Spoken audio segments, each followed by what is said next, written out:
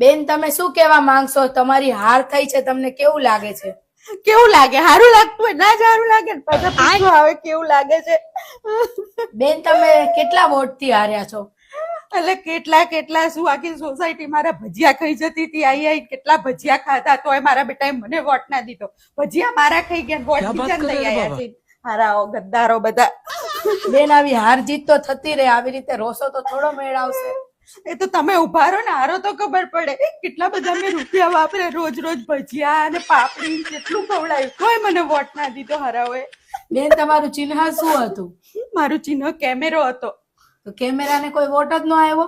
કોઈએ ના આપ્યો. મારી વહુ છે ને મને શું કે ખબર છે, મમ્મી હું તમને વોટ નહીં આપું, તમને કોઈ ઘરનાય નહીં દે. હારી ચાપલી એને જ બધું આવું કર્યું, એના લીધે જ હું હારી ગઈ. તો તમે શું કામ ઉભા રહ્યા હતા ચૂંટણીમાં?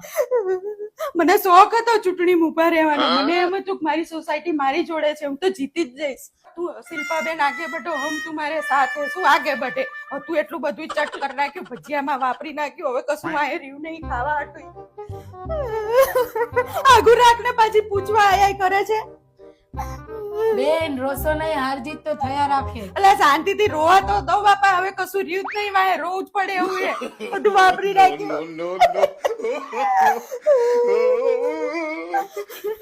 આમ આગા જાવ, હવે શાંતિથી રોવા દો. ઘરવાળા ઘરમાં નહીં ઘૂસવા દે. હવે જેટલું હતું એટલું બધું આ ખવડાવવામાં ને રેલીમાં વાપરી નાખ્યું, અને તોય હારી ગઈ.